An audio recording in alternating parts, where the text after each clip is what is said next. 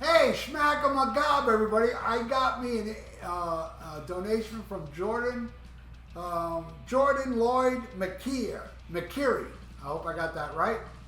And he wanted me to put Guns N' Roses' Appetite for Destruction versus Alice in Chains' Facelift. That, you know, a lot of these track by tracks, you donators, you want me to do this stuff that I have on CD, and when I go look for it, I realize it's missing. And it's boxes of CDs I think I'm missing from my move here.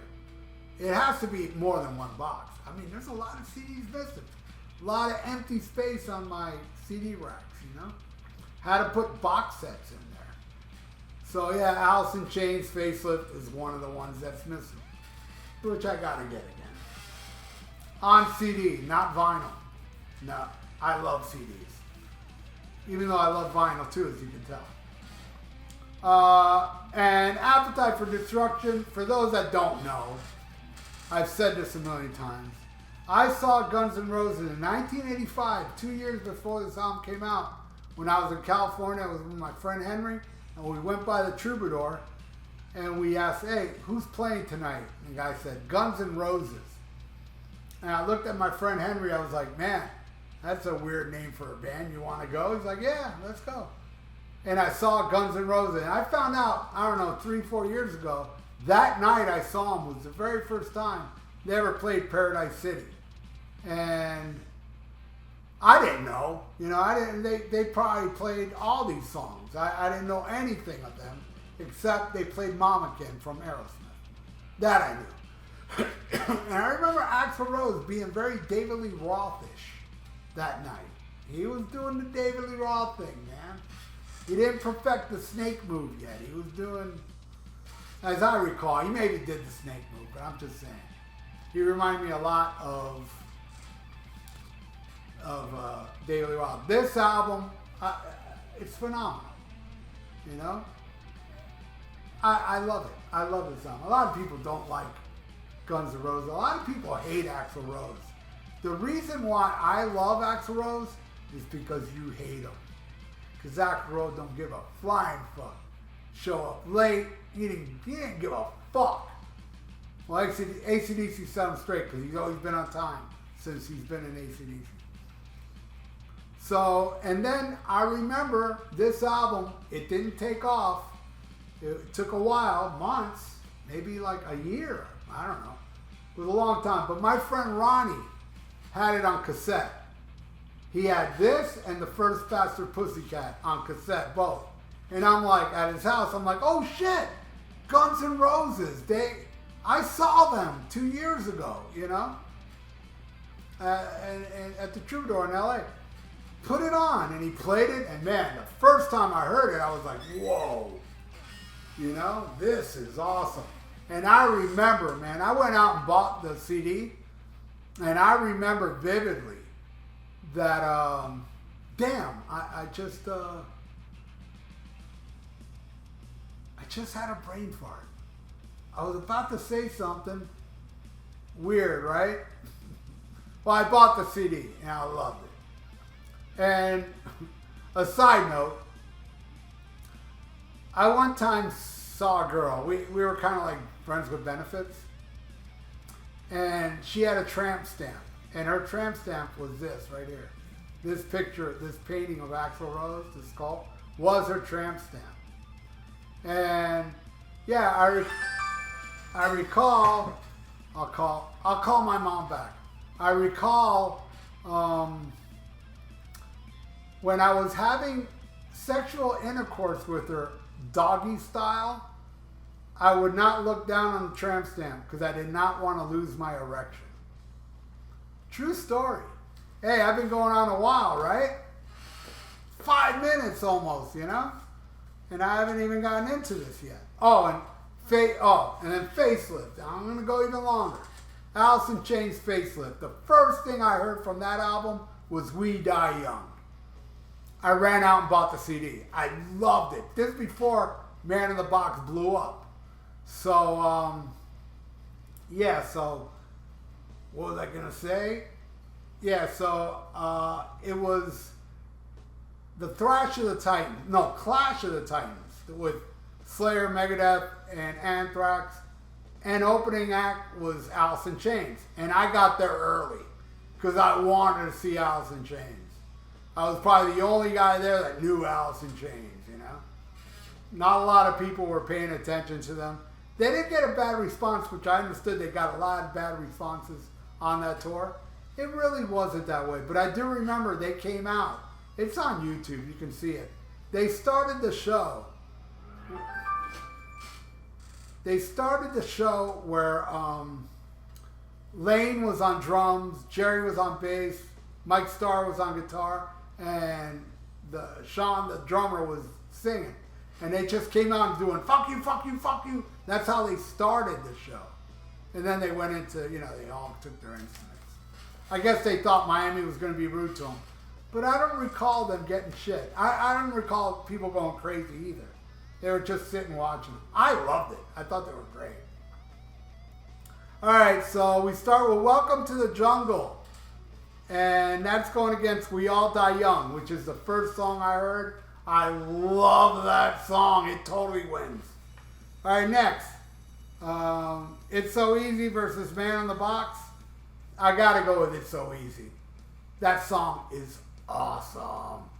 I like Axl Rose. I remember saying that. The vocals on that is kind of like Phil Lynott. You know, I see your sister in the Sunday dress. He tried to do like a Phil Lynott thing. It's awesome. Next, Night Train versus Sea of Sorrow. Alice in Chains, hands down. I know Night Train's very popular, a fan favorite. I like Sea of Sorrow more. All right, next. Out to Get Me versus Bleed the Freak. Both great, but I'm giving that to Guns. They're out to get me. I'm fucking innocent. I love it. Suck on that. All right, next. Mr. Brownstone versus I Can't Remember. Both great, but Mr. Brownstone. And that is my all-time favorite Guns N' Roses song. That song just owns. All right, next. Paradise City versus Love, Hate, Love. Now I remember that brain fart I was talking about earlier is Paradise City. I remember when I bought that CD. You got to remember, the album hasn't taken off yet, you know? I remember listening to that CD, and when Paradise City would come on, I would say, man, this song could easily be a radio staple. But it's never going to be because, you know, nobody knows about Guns N' Roses. But this could be a radio staple. And look what happened. It became a radio staple. I'm giving that to Paradise City. All right, let's pick an album. Let's go right here.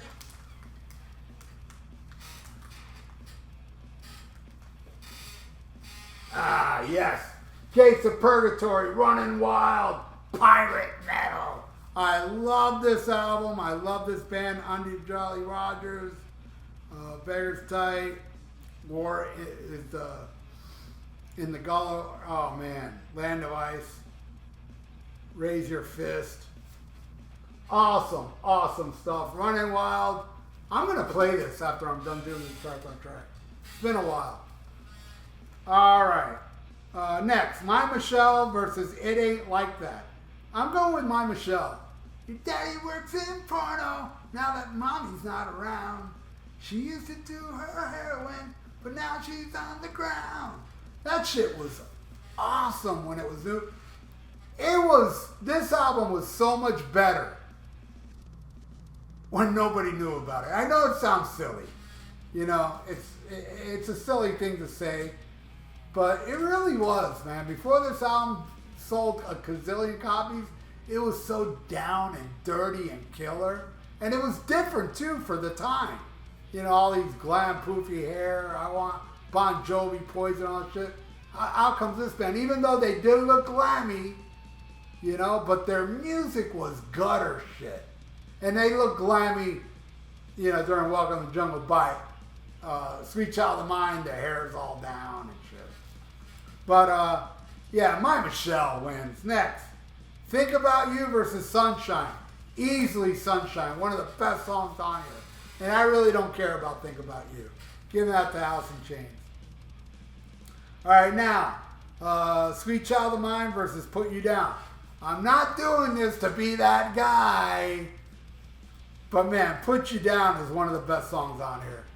And I like it more than Sweet Child of Mine. And I actually like Sweet Child of Mine. I'm damn sick of it, but I think the lyrics are very poetic and awesome. You know, I hate to see an ounce of pain, and you know, it's just great lyrics.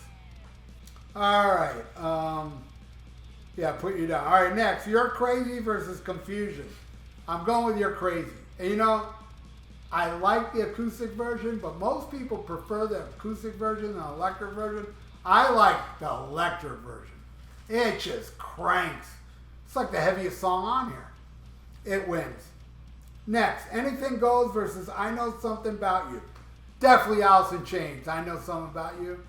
Fucking awesome song. It's great. I can care less about Anything Goes. You know, there's those Think About You and Anything Goes to me are filler. I love the rest. All right, last song, Rocket Queen versus Real Thing. Definitely Rocket Queen. That song owns. So yeah, there you go. Jordan, this is the final score. There you go. Guns N' Roses won by a little bit, but both awesome albums. So what do you all think? Leave it in the comments below. And thank you so much, Jordan. I hope you enjoyed your track by track.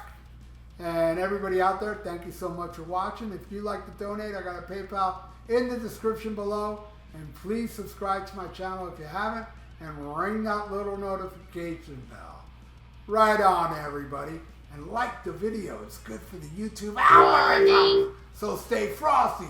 Listen to Black Sabbath and smack 'em a cob.